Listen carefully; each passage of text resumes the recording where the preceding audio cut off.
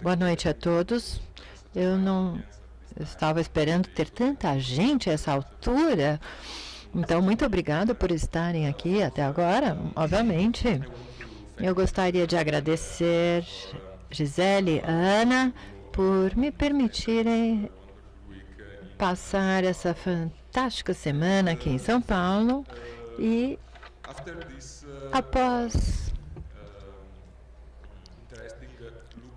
essa visão interessante para trás, eu gostaria aqui de apresentá-los a alguns projetos bastante recentes que ainda estão em andamento. E haverá alguns trabalhos. E, na verdade, temos um projeto de pesquisa online para uma exposição começada em 2011 e a segunda é bem mais recente, está no início. Mas eu espero que, pelo menos, as outras apresentações ajudem-nos a desenvolver um pouco mais este assunto. Vamos começar com o primeiro projeto, que é chamado de o contracolecionador ou colecionador na internet.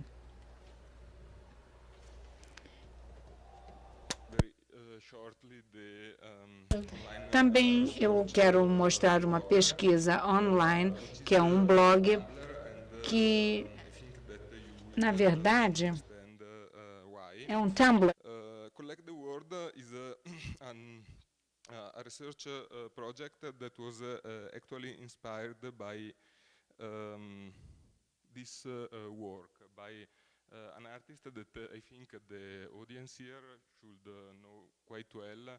Eu quero dizer que há também toda uma exposição em São Paulo, na Bienal, e o artista é Hans-Peter Feldmann, que fez esse trabalho especificamente, e é uma pena que vocês não podem vê-lo em detalhe, mas seria muito excluído do nosso ponto de vista de censura, porque, na verdade, aqui são agonias sexuais com uma mulher. É uma mulher, sim. E é um trabalho muito recente do Hans-Peter Feldmann, e ele não é datado, porque o artista resolveu não datar seu trabalho, nenhum deles mais. E eu tenho certeza de que pertence à última década, também porque a inspiração para esse trabalho veio de um banco de dados online chamado de Beautiful Agony, Bonita Agonia, e as pessoas são convidadas a compartilhar um vídeo ou tem essa agonia sexual. E, na verdade, o banco de dados chamado Beautiful Agony, Bonita Agonia, tem assunto, temática plenamente sexual, mas não é pornográfico. As pessoas têm que mostrar não o seu rosto, e só às vezes sim com a expressão de agonia, e essa agonia é ambígua, porque ela poderia ser, especialmente quando vocês veem a sua imagem não por DVD, e é uma lembrança para a tradição de reduzir-se à agonia.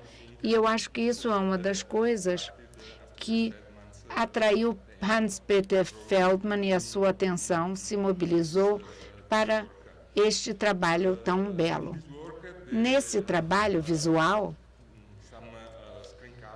há alguns cartões na tela e que imitam uma Polaroid e obras, e é muito comum, como no trabalho do Peter Feldmann.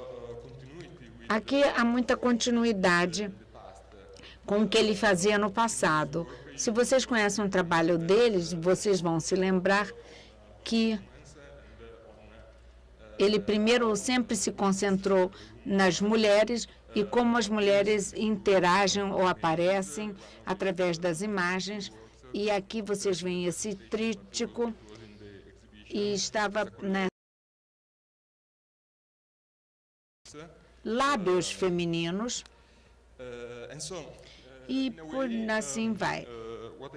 E o que eu acredito que aconteceu neste trabalho foi que a internet permitiu que Hans-Peter Feldman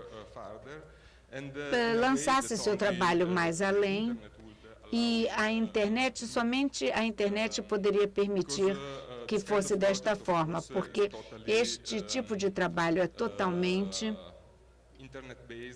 baseado na internet e inspirado na internet. E essa bonita agonia, a bela agonia, faz uma comparação com as práticas vernaculares de se exibir através de redes ou outros meios, fazendo mais e mais performances. E depois também a tradição outra que é baseada na internet, da pornografia mais madura, através de fenômenos que não tinham surgido antes e que, ao mesmo tempo, produzem este tipo de imageria e que, de outra forma, não teriam chegado a nós se não fosse através das mãos de Hans-Peter Feldman. Sendo um colecionador de imagens durante toda uma vida, ele, às vezes, para de fazer obras de arte, e começa a fazer. Ele parou de trabalhar com arte, ele tem já há alguns anos uma pequena loja em Düsseldorf, onde ele coleciona postcards, cartões postais e qualquer outro tipo de produção cultural amadora. E em tudo em que ele achava algum interesse. Mas só a internet foi quem trouxe isto à sociedade, esta forma de se autorrepresentar. E vemos isso e não está assim tão claro. Eu não quero falar mais deste trabalho, mas eu o mostrei e exibo aqui porque ele mostra desde o início o ponto de partida desta exibição e deste projeto. Por um lado, eu quis analisar o que ocorreu e nessa específica tendência de contemporaneidade que se baseia na acumulação ou na apropriação que leva à criação de coleções ou de um acervo de artes culturais e na era digital, essa era em que todos se tornam produtores individuais. E, muito mais frequentemente, nós vemos que o artista faz é que ele nos fornece um filtro para esta produção cultural. O outro ponto de partida aqui foi a ideia de entender o que pode ser considerado como sendo a posição do artista e a sua função e frente à obra de arte neste contexto em relação à sua própria produção cultural. Eu aqui coloquei alguns slides de uma tradição de apropriação da arte contemporânea, mas mesmo assim vemos aqui alguns projetos que eu posso mostrar rapidamente, esse do John Baldessari, porque junto com Hans-Peter Feldman e Jon Raffman também podem esclarecer o que eu falei. Aqui é um vídeo de uma artista americana chamada de Natalie Bookchin, e, na verdade, é uma composição sincronizada de vídeos amadores possibilizados e lançados através do YouTube. São pessoas que dançam no quarto de dormir, em frente da câmera. E eu trago e levam depois esse conteúdo para a YouTube e o lançam. Aqui vocês veem um vídeo, mas é uma vídeo instalação.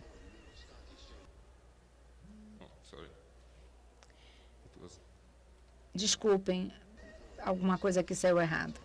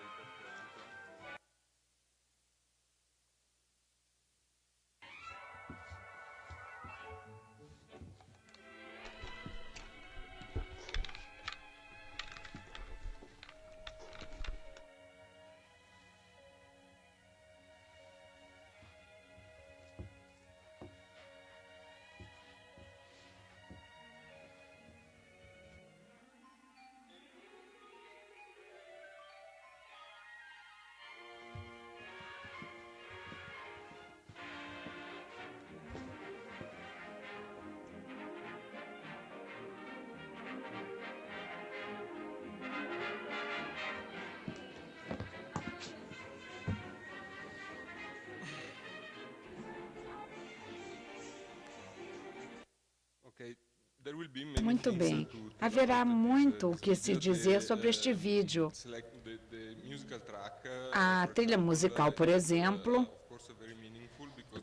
é muito significativa porque o ponto da intenção aqui do artista é criar uma correlação sincronizada com a dança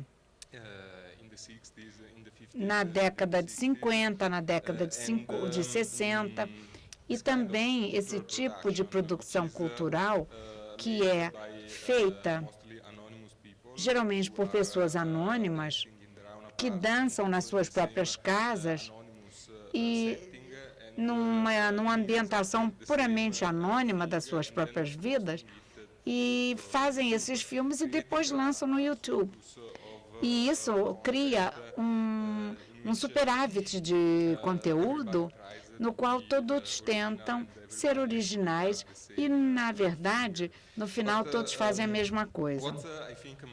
Mas o que eu acho que aqui é mais importante nesta obra de arte é que a sua opinião a torna exemplar, e ela exemplara um tipo de exemplo da pesquisa que se faz e que resulta nessa exposição.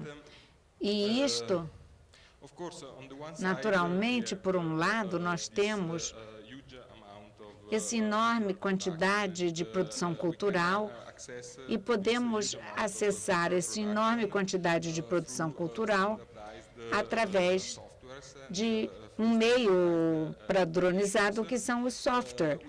E isso foi projetado para nos dar o acesso a informações, mas, de fato, o que eles nos trazem é o acesso que compartilha a memória cultural coletiva. Cada vez mais nós vemos a externalização da nossa memória pessoal, não só lançando imagens na rede, ou pessoais, ou vídeos pessoais no YouTube ou no Twitter, mas coletando links, sobre assuntos variados e plataformas diferentes, e todos compartilhamos documentos e colecionamos documentos no Google Docs, e a própria rede já foi dita que está nos impelindo a não mais usar o nosso espaço de disco, mas sim compartilhá-lo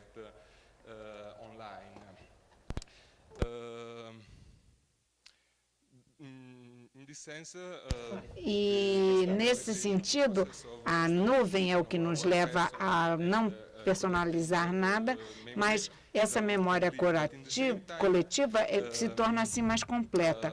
Mas acessamos esse conteúdo de acordo às leis do algoritmo e às leis do banco de dados, que não foram projetadas a não ser para dar acesso à memória. Então, o que esses artistas fazem com suas coleções, seus acervos, de fato são fornecer o tipo de filtro humano que a rede como a infraestrutura não fornece mais. Isto porque a internet não é apenas uma rede de máquinas e não é apenas o que nós vimos aqui no primeiro dia por um colega que apresentou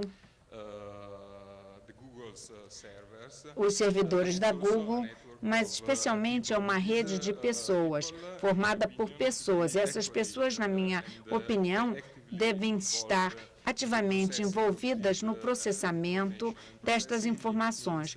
E, ao falar processar, eu quero dizer selecionar, fazer a curadoria, ou guardar e salvá-la em seus discos. E, com isso, criam um significado a partir de algo que não tinha significado algum. Porque somente através desse processo de filtragem nós podemos sobreviver nessa era digital, salvar o nosso trabalho na era digital, em que a rede desumaniza a todos nós, e aos nossos trabalhos também, e a nossa memória coletiva, sem dúvida. Esse projeto aqui é do John Rothman, que nós já vimos, e John Rothman está agora dirigindo uma coleção enorme, um acervo enorme de fotografias. E talvez vocês possam dizer que o ator criativo é muito limitado, ou que o trabalho de arte criativa é muito limitado. Mas vocês vão escolher a situação da imagem que querem retratar, como o John Rothman faz com suas imagens. E ele o faz dentro de um sistema que, por si só, é produzido pela fotografia. Mas como é que a Google te permite produzir? Isso é feito por uma máquina que roda o que John Rothman chama de Hydra. A Hydra está ali no topo e ela manda a espada em todos os lados e bota isso dentro de um algoritmo. Isso, às vezes, cria uma situação difícil, mas dá uma reprodução completamente neutra da realidade. E é este o ponto que ele quer atingir. Por um lado, nós temos a máquina que foi construída por seres humanos e que não vê a realidade da forma que o olho humano o vê, mas que fornece uma visão do mundo que é totalmente neutra e desumanizada. E, por outro lado, vocês veem que temos os colecionadores. Então, as pessoas que andam pelos Google Previews e tentam salvar os trabalhos de arte que são significativos e interessantes para eles, mas tentam colecioná-lo para fornecer a outras pessoas, e de sua geração e das gerações futuras. Acredito que está bem tarde, então eu prefiro ir diretamente à segunda metade desta apresentação, que de fato é o que deu o título da minha apresentação. Então eu passei tanto tempo nesse projeto de exposição, porque na verdade nesse projeto podemos encontrar as raízes dessa abordagem para a arte. Vejam, nós debatemos muito hoje em dia sobre como há um esforço hercúleo de tentar digitalizar toda a arte. A maioria das coisas já foram ditas, porém, o que eu acho que não enfatizamos tanto é o ponto-chave, ou seja, que continuamos dizendo, preservando a arte digital com um esforço hercúleo e, ao mesmo tempo, dizemos, bem, estou apontando aqui instituições de arte, embora eu não seja uma instituição, estamos fazendo muito pouco para, de fato, começar esse esforço hercúleo. Ou seja, vocês podem imaginar como pode ser um pouco caro criar um backup de 100 sites se compararmos com a aquisição, armazenamento, fornecimento de acesso e compilação de um grande artista, por exemplo. Então é fantástico como importantes organizações estão trabalhando nessa direção, obviamente permitindo que essa obra esse trabalho seja realizado por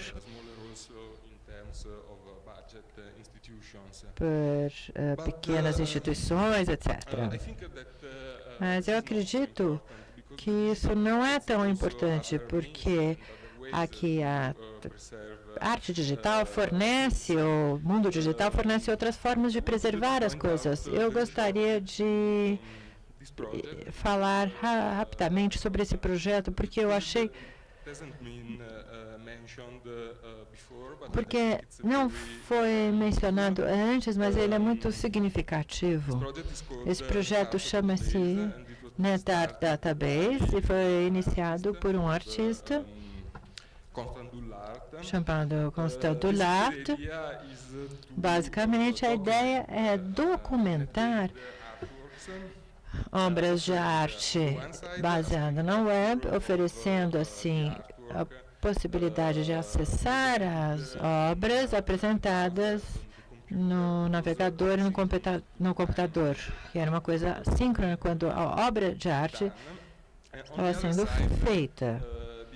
Do outro lado, é a documentação do ato de navegação, que pode parecer esquisito e absurdo, porém, ao mesmo tempo, é uma perspectiva arqueológica que faz total sentido, porque provavelmente em 20 anos, essa situação específica, essa forma de acessar a arte, não existirá mais.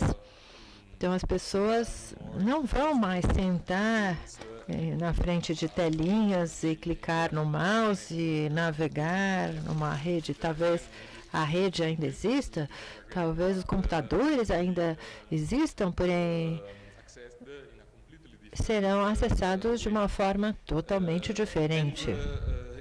Então, se por acaso algumas dessas obras sobreviverem, tecnicamente serão acessadas de uma forma totalmente diferente, e nos permitirá entender muito pouco qual era o objetivo do artista na época.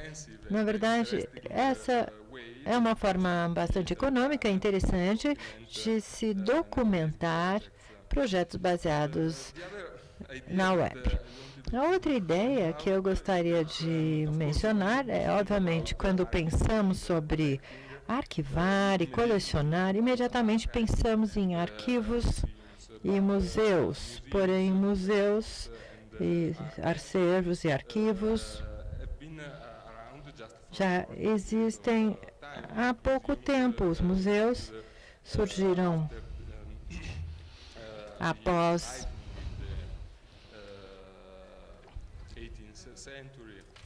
no século XVIII.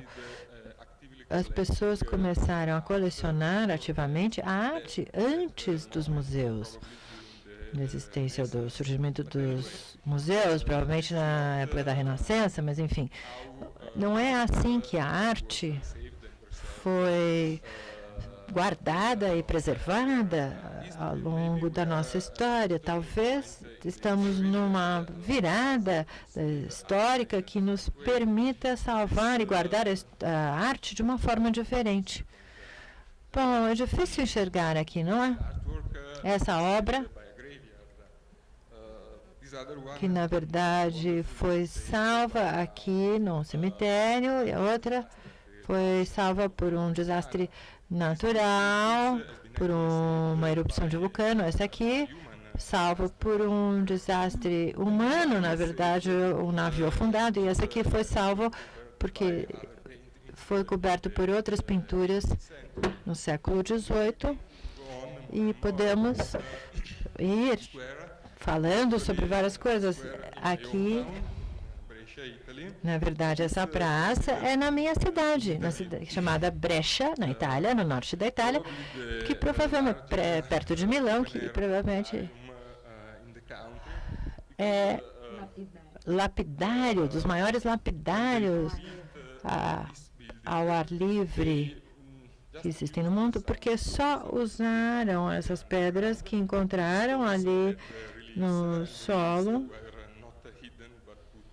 E, na verdade, elas foram colocadas na parte da frente, não escondidas, e pertencem aqui, são da era romana, e a praça preservou e guardou uma coisa que, de outra forma, seria destruída. Essa escultura é de uma igreja da Basileia. Eu a escolhi por acaso, na verdade, é um dos pontos de partida de um vídeo salvo por Oliver Laret, que fez parte de uma exposição. Essa escultura, originariamente, era uma escultura da Virgem Maria, porém, em algum momento, sabem que houve a reforma, e na reforma dos países não era possível expor as esculturas mais, e para salvar a escultura, ela foi transformada numa representação da justiça, um ícone totalmente não religioso, sem valor religioso. Então, o uso e reutilização, e nesse caso, adaptação, também significa alguma coisa, não é? Provavelmente a maioria dessas obras não serão igualmente guardados, ou não seriam guardados de outra forma. Por exemplo, aqui essas duas esculturas são uma das poucas esculturas em bronze da era grega,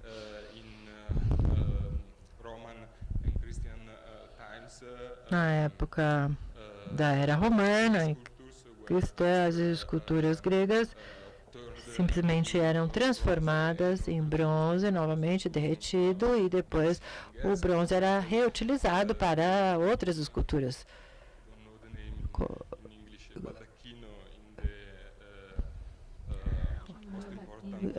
O baldaquino, que ficava ali na igreja de São Pietro, em Roma, foi feito graças à escultura, ao bronze das esculturas gregas.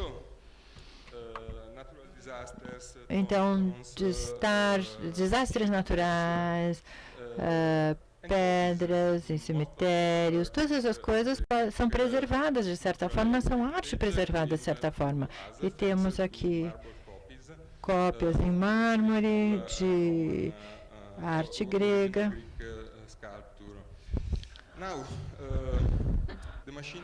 Agora, a máquina que eu tenho aqui na minha frente também foi chamada uma máquina de copiar e colar. Copiar é o que nós fazemos o tempo todo, copy e paste, né? Então, com essa máquina, um ativista Cory Doctorow diz que nós temos aqui uma atividade simplística. A cópia é tão simples que fazemos cada vez mais. E a maioria dos artistas que vocês viram antes nessa apresentação, de fato, copiaram não um conteúdo artístico, mas talvez amador. Então, copiar talvez seja uma forma de salvar ou de guardar a arte da internet no futuro. Essa obra de Anders Weber, eu acho que é um artista da Suécia que faz principalmente vídeo. Não gosto tanto dos vídeos dele, mas esse projeto especificamente é fantástico, porque o que ele fez foi fazer um vídeo, colocar em redes peer-to-peer, e quando o primeiro usuário copiou um dos vídeos, ele deletou tudo que ele tinha no computador dele. Então, foi a cópia mestre, as nativas, tudo. Então, se o vídeo sobreviver, ele só sobrevive via compartilhamento. Se as pessoas decidirem deletar do disco rígido, como o artista fez, não vão sobreviver mais. Eu gosto desse projeto porque, na verdade, ele é uma forma de tablet da rede digital. Às vezes parece permanente e às vezes parece tão efêmero, tão profundamente efêmero. As coisas online podem durar para sempre, mas podem durar apenas um minuto, um segundo. Então, o acesso a essas coisas pode ser realmente curto, porque o software que usamos para acessar essas coisas mudam ao longo do tempo. Eu acho que está muito tarde, não é?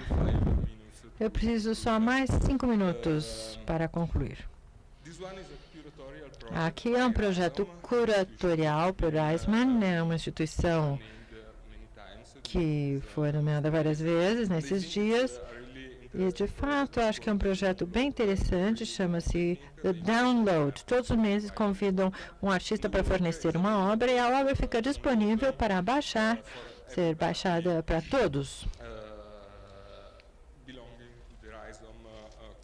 E, na verdade, tem aqui que pertence a essa comunidade. E, dessa forma, todas as obras que se replicam da forma original tem o computador de todos os usuários que decidiram baixar, fazer o download. Talvez esses artistas se tornem bem-sucedidos e também sejam utilizados por museus e também colecionadores privados, e talvez não.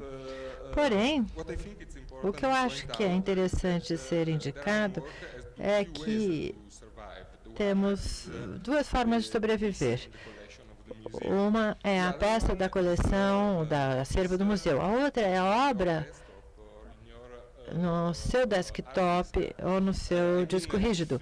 Então, se você começar a usar responsavelmente aqui esse disco, qualquer um pode se tornar um colecionador ou aquele que guardou uma obra para o futuro. Então, chegamos aqui ao segundo projeto que eu queria mostrar. Eu vou fazer rapidamente. Kevin Beiersdorf é um artista americano muito ativo online. até 2009. Ele fazia parte de um grupo de artistas que se definiam com uma obra baseada, surfando, navegando na internet, e o que ele achava que o interessava e juntando na sua própria obra. Em 2009, porém, ele de repente decidiu se aposentar como artista. Era ativo também como músico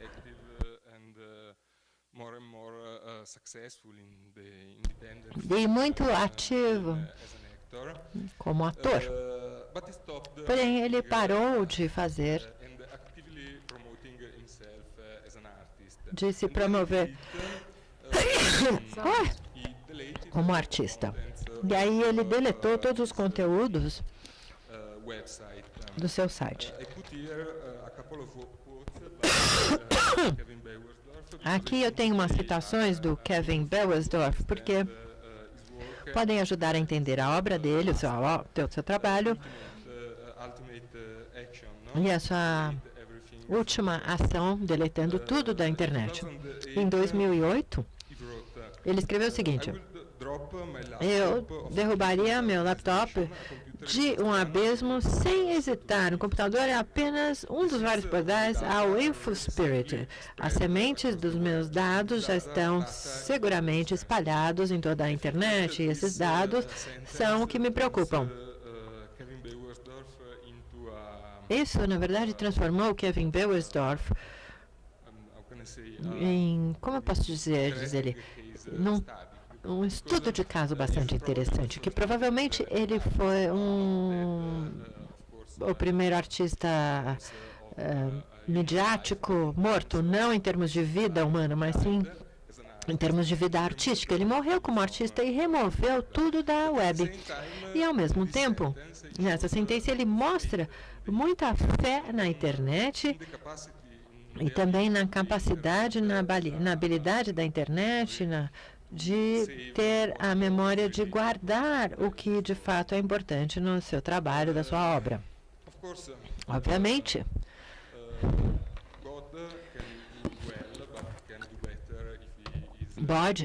Deus pode fazer algo bom, mas pode fazer melhor. Na verdade, Kevin Beiersdorf menciona aqui um Deus, mas na verdade havia um projeto que chama-se Share Your Sorrow, ou seja, compartilhe a sua dor, que na verdade chamava-se Maximum Sorrow, dor máxima. Nesse projeto há de fato duas etapas. A primeira está quase concluída, a segunda acabou de começar.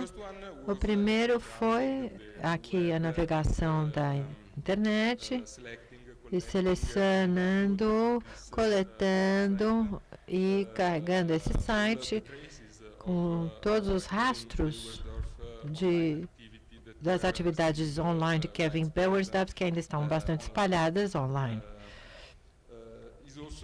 Também é um artista bastante simples para colecionar. Na verdade, ele fez assim num site principal, em outros que ele tinha por alguns anos, e na verdade a ideia era ele tinha fotos digitais e fazia música, fazia vídeos, também são coisas simples também de colecionar. A citação que eu mencionei mostra que na obra dele, ele não diferencia o original e a cópia. A foto com essa resolução é uma versão digital da sua obra. Ele diz o seguinte: eu derrubaria meu laptop de um abismo, não significa que para ele não é importante preservar a resolução original dessa foto para pendurá-la numa parede, segurar. Na verdade, é uma obra de arte legítima e aqui há uma solução. E temos todas as coisas aqui listadas nesse site. Segundo, a segunda parte do projeto é de todas as pessoas que acreditavam e gostavam da obra de Kevin Beiersdorf no passado, para fazer com que eles resgatassem conteúdo que não está mais disponível online e postá-lo nesse site, e para mantê-lo e preservá-lo para o futuro, na forma que fosse mais interessante e mais, digamos, legítima, ou seja, online. Essas imagens e esses sons podem, na sua opinião, se tornar sementes culturais de ideias que podem ser pegadas e reformatadas por outras pessoas. Bom, é isso. Se vocês tiverem alguma coisa, algum trabalho de Kevin Beiersdorf no seu computador, você gentilmente pode ser solicitado a contribuir. Obrigado. Então, me desculpem pelo meu inglês espaguético.